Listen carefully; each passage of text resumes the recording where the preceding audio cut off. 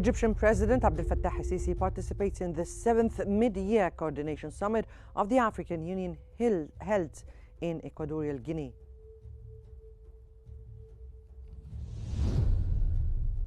Israeli warplanes strike a busy market in central Gaza city, killing at least 15 Palestinians and injuring dozens. And Iran to continue cooperation with UN nuclear watchdog under new terms.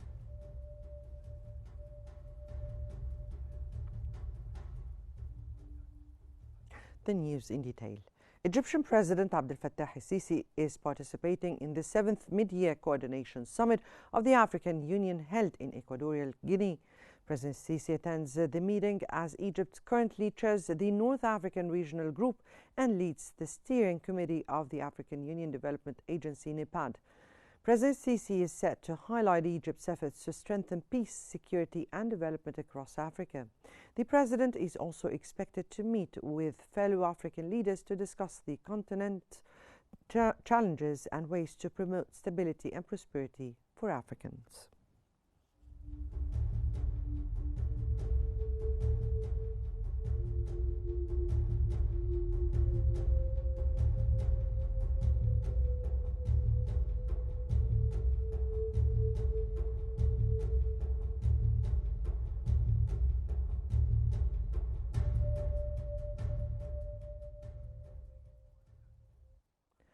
Equatorial Guinea's President Teodoro Obiang has called for Africa to take a stronger role in global decision-making during the 7th African Union Mid-Year Coordination Summit, emphasized that justice is tied to economic development and highlighted terrorism as a major threat to the continent's stability. Obiang urged a political will to resolve ongoing conflicts across Africa.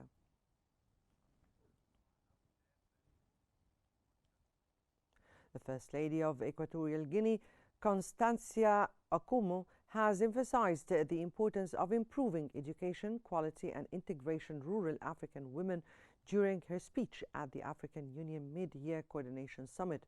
Akumo highlighted that rural women, who make up half of African society, play a crucial role in educating children and caring for the sick. She noted her country's efforts to promote African women's initiatives and called for increased support from the African Union to address major challenges including food security and healthcare strengthening.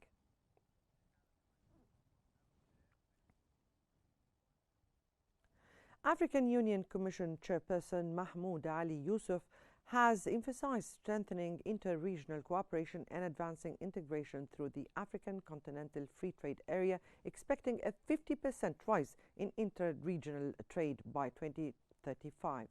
Speaking at the EU Mid-Year Coordination Summit in Malabo, Equatorial Guinea, he highlighted the importance of digitizing African economies for sustainable growth. The summit, attended by Egyptian President Abdel Fattah el-Sisi and other leaders, will address key issues including compensation claims from former colonial powers, recovery of looted antiquities, and ongoing political and security challenges across the continents.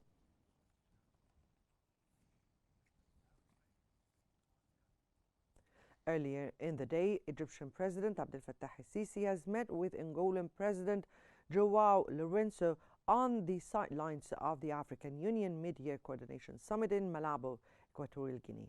President Sisi praised Angola's current leadership of the African Union and its commitment to strengthening continental cooperation.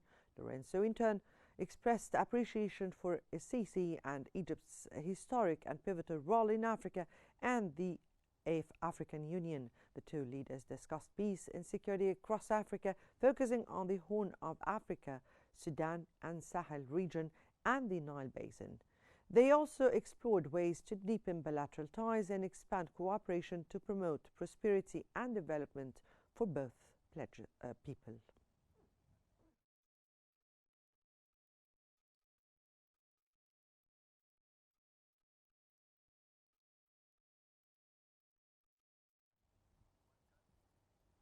Well, for more analysis, we now move to Hani Saif in our newsroom. To you, Hani. Thank you, Muna. Ladies and gentlemen, we're joined from Cairo by Al-Ahram newspaper managing editor, Mr. Ashraf Al-Ashri. Mr. Ashri, welcome to Q News. Sir, how significant is President Abdel Fattah al-Sisi's participation, and how does it reflect Egypt's broader strategy to position itself as a central player in African peace and security frameworks?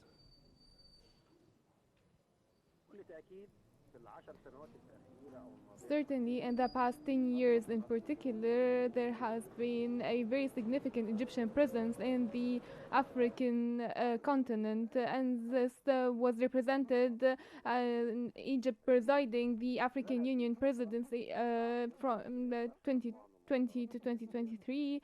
Egypt launched different positive initiatives for the prosperity of the African continent, and including initiatives that tackle the debt issues of Africa and the desertification and the restructuring of the healthcare systems across the continent. And this was evident during the corona pandemic, as Egypt provided several grants and medical assistance to different states around the continent, in addition also to several private projects that Egypt is a partner in with the African Union to eradicate poverty and desertification.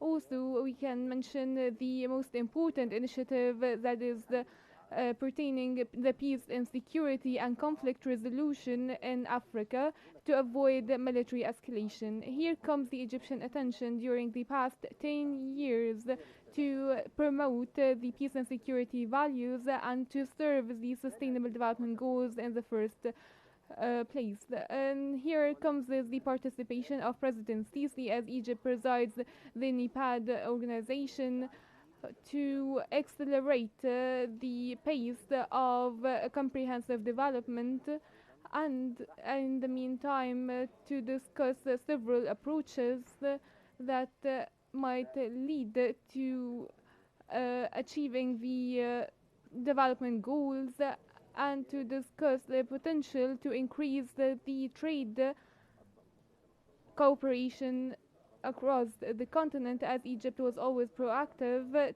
to establish and launch cooperation projects during the past 5 years, and to transfer the economic reform experience from Egypt and apply it elsewhere across Africa, but through bilateral relations and certain courses for infrastructure development in different states and countries across the continent.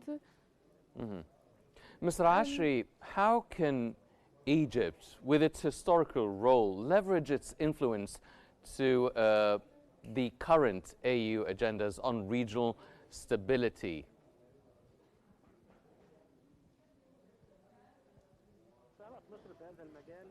Egypt has worked in this regard by presiding the Peace and Security Committee for 2 years, and settled different disputes and conflicts, as it also played a role with different AU bodies to prevail stability across different countries through providing all the entitlements related to peace and security promotion, serving development courses, and to have political processes to solve any conflict or dispute through the AU Charter or the African Cooperation Organization Charter.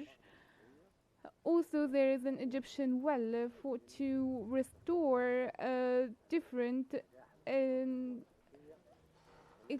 economic success experiences through bilateral relations, and through promoting cooperation across the continent and with the different other states from around the world, including the United States and China, to preserve the peace and security of Africa, and also to open the way for trade cooperation and agreement and development, comprehensive development projects as one of the most prime goals proposed by President Sisi when he took the presidency in 2019 of the African Union. as Egypt has been taking this role, leading different projects to make approaches to solve the different African issues that we have, the African popularity, as Africa will lead the world in the next phase. Well, how might Egypt's leadership of North Africa within the African Union and its role in Auda Nipad enable it to influence development priorities across the continent?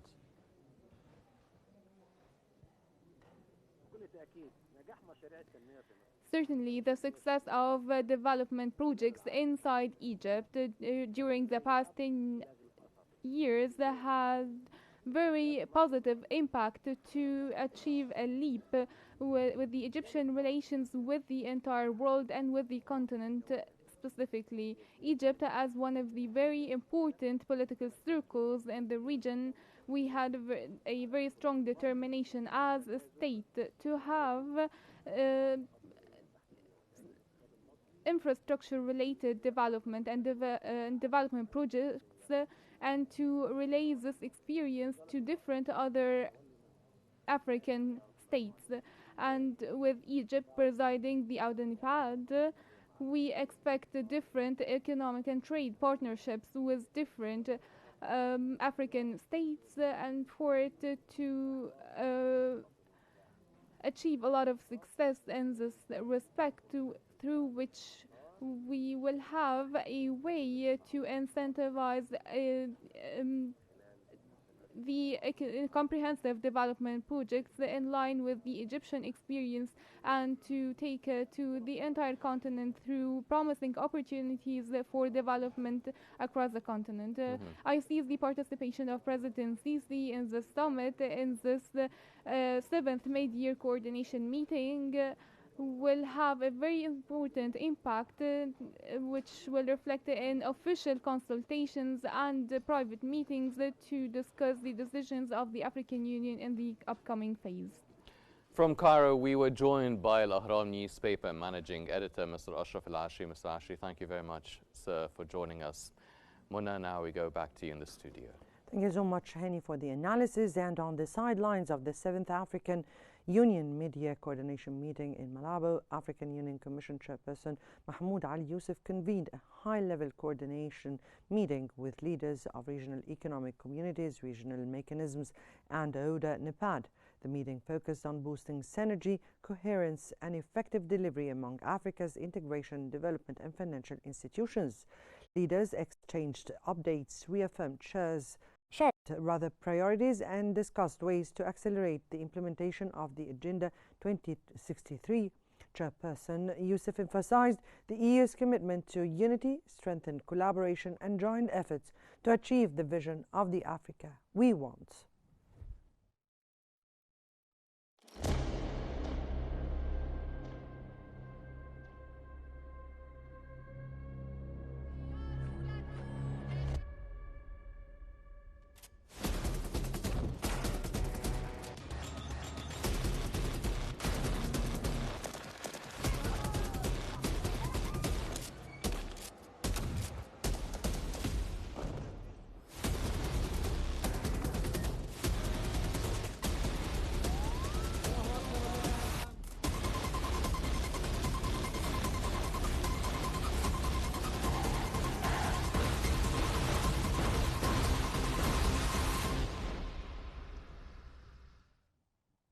At least 15 Palestinians were killed and dozens injured when Israeli warplanes struck a busy market in Al-Daraj neighborhood of central Gaza City. Among those killed was Dr. Ahmed Qandil, a senior general surgeon at Al-Ahli Baptist Hospital. The market, located near Ramzon Al-Samer, lies in one of the city's most densely populated areas.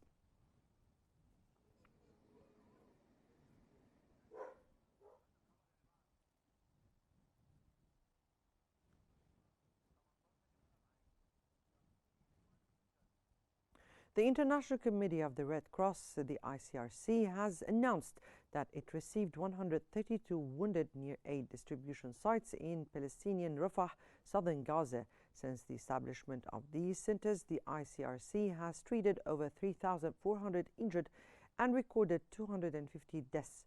The ICRC described the situation in Gaza as unacceptable, with civilians enduring horrific conditions.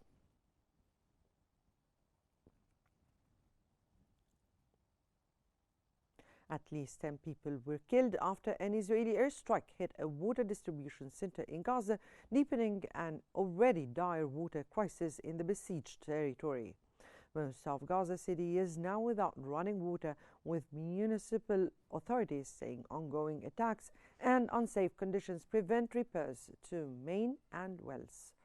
A near-total fuel blockade since March 2nd is threatening to shut down desalination plants, sewage systems and water delivery trucks, possibly cutting off the last sources of clean water.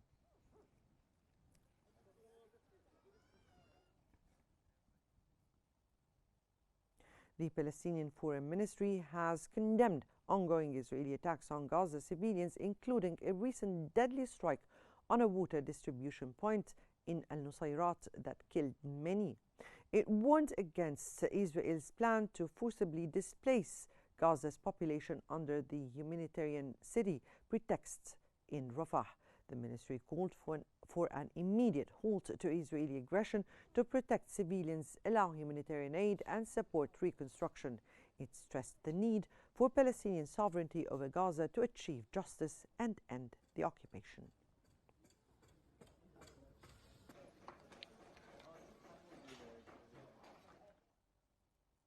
Fishermen in Gaza expressed alarm after the Israeli military reiterated a total ban on fishing, swimming and diving off the enclave's coast.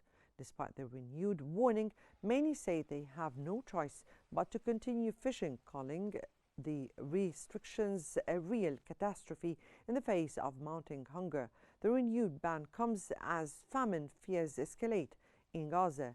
A May report by the IPC projected nearly 500,000 people could face catastrophic hunger by September.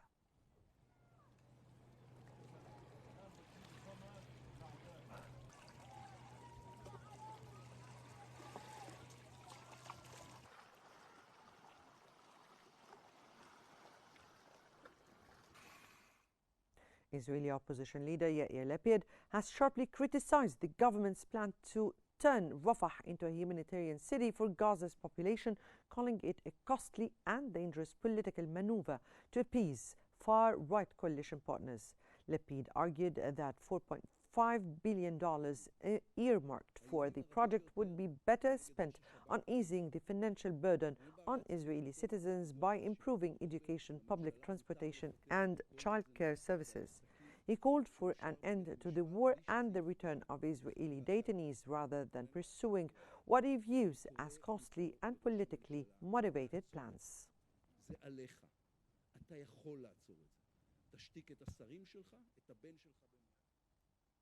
An UNRWA clinic in Gaza has reported a sharp rise in malnutrition cases since March, when Israel tightened its siege and blocked all humanitarian aid to the agency.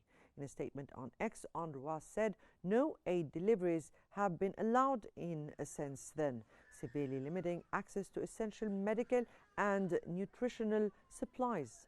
Despite the shortage, UNRWA teams continue critical work on the ground, focusing on vulnerable groups, including children, through nutritional assessments and basic care.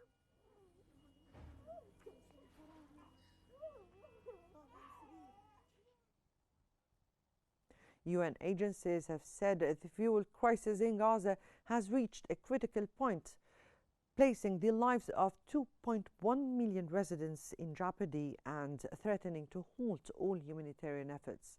Fuel is the backbone of survival in Gaza, the statement read, warning that without it, hospitals, water systems, bakeries and ambulances will cease functioning. Neonatal and intensive care units are already failing and ambulance service have been crippled, while a small delivery of 75,000 litres was allowed in this week, the first in 130 days. Agencies say it falls drastically short of daily needs. The UN reiterated its call for sustained fuel deliveries and unimpeded humanitarian access, warning that without immediate action, Gaza's humanitarian system is on the verge of total collapse.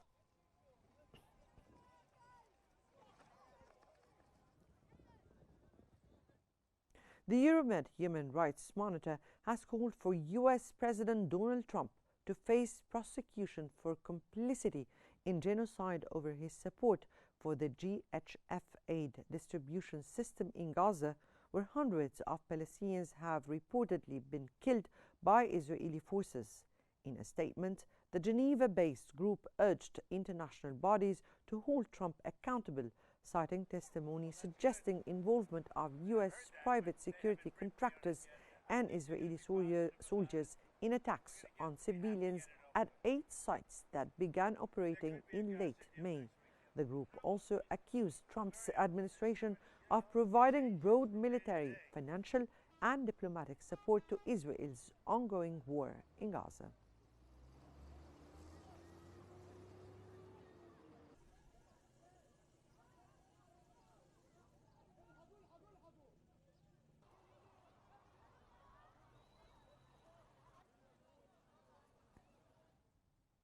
Pro-Palestinian activists have launched a third ship, Handala, from Sicily towards Gaza in a renewed attempt to break Israel's blockade of the enclave.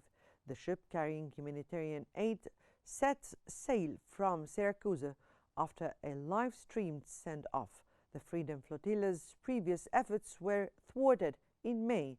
Conscience was damaged by drones linked to Israel in international waters. In June, Israeli forces intercepted the Madeleine, detaining those on board, including Swedish activist Greta Thunberg and French MEP Rima Hassan, before deporting them.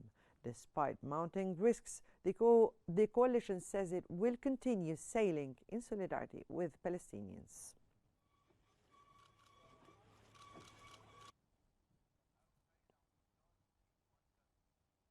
A Palestinian-American man was beaten to death by Israeli settlers in the occupied West Bank, and another Palestinian was fatally shot in a violent overnight confrontation. Saifullah Muslat, 20 years old, also known as Saif, from Tampa, Florida, was severely beaten Friday evening in Sinjil, north of Ramallah. Despite medics' delayed access, he died before reaching the hospital. Muslat's family called for a U.S. investigation and accountability for the settlers involved. The Israeli military said it is probing the incident, stating clashes erupted after Palestinians supposedly threw rocks at settlers.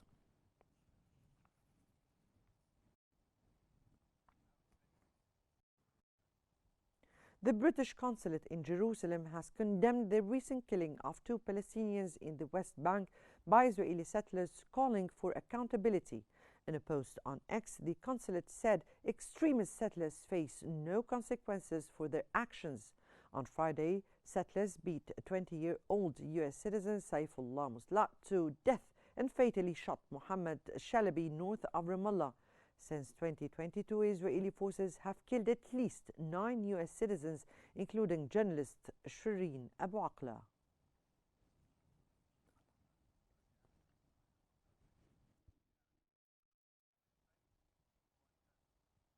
Israeli occupation forces have caused damage inside the Abu Bakr as-Siddiq Mosque in Nur Shams refugee camp, Tulkarm, West Bank. The mosque directorate says there are 9 mosques in the area and is still assessing the full extent of the damage amid ongoing military operations. They urge international and human rights groups to intervene and protect places of worship under international law.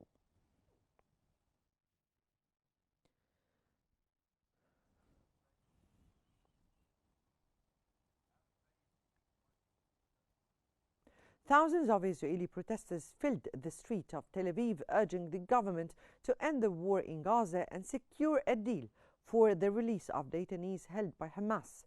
Demonstrators called for a ceasefire as negotiations in Doha over a US-backed proposal for a 60-day truce continue to face hurdles. Sources familiar with the talks said key sticking points include the scale of Israeli troop withdrawal from Gaza.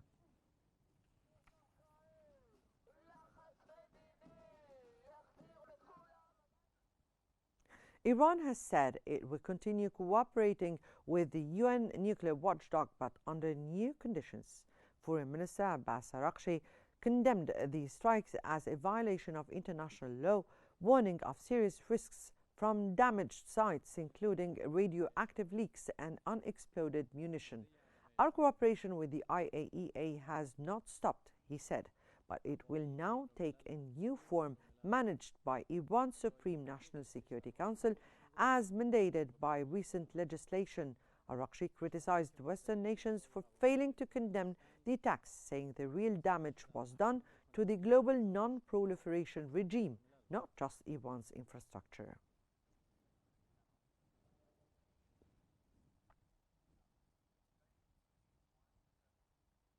Lebanon is counting on a de-escalation of regional tensions to revive its struggling tourism sector this summer. With tourism playing a vital role in the country's economy, officials and local alike are optimistic that calm in the region could encourage the return of Gulf tourists and expatriates. Experts estimate that a stable season could generate over $1 billion in tourism revenue, providing a much-needed boost to Lebanon's small and battered economy.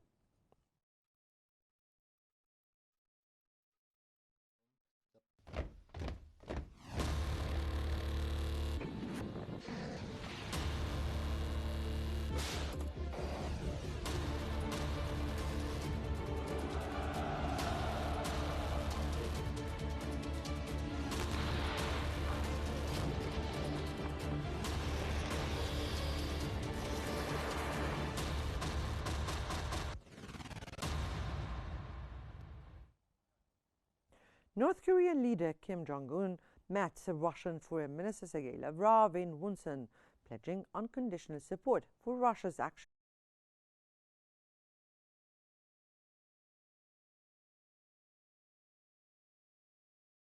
calling their alliance an invincible fighting brotherhood. Kim and Lavrov met after the opening of a new coastal resort as ties between Pyongyang and Moscow continue to deepen amid war and global tensions.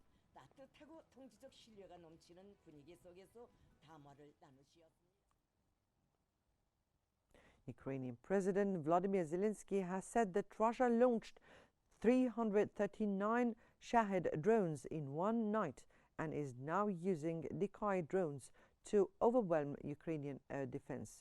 Not all were shot down, he said, calling the tactique a deliberate and violent form of terror. Zelensky added Ukraine is close to securing a new multi-layered Patriot missile system deal and is ramping up domestic drone production, including interceptor drones, for both defense and retaliatory strikes inside Russia.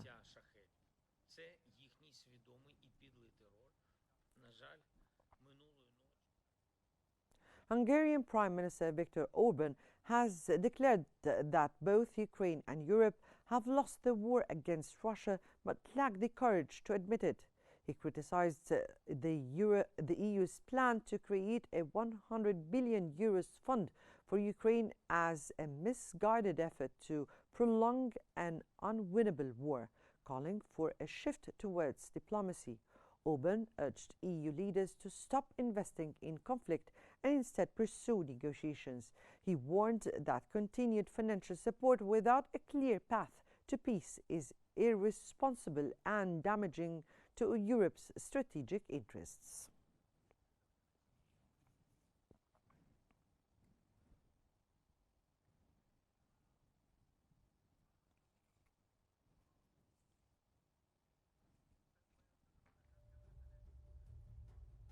Well, that brings us to the end of our news bulletin. Here is what we've been covering. Egyptian President Abdel Fattah el-Sisi participates in the 7th Mid-Year Coordination Summit of the African Union held in Equatorial Guinea.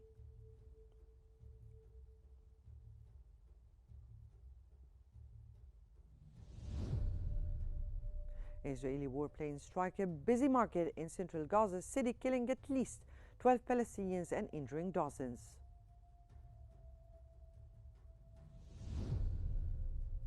and Iran to continue cooperation with UN nuclear watchdog under new terms.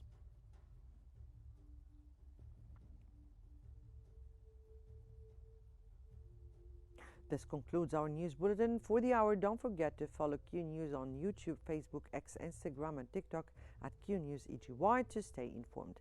Many thanks for watching and stay tuned for more updates on Q News.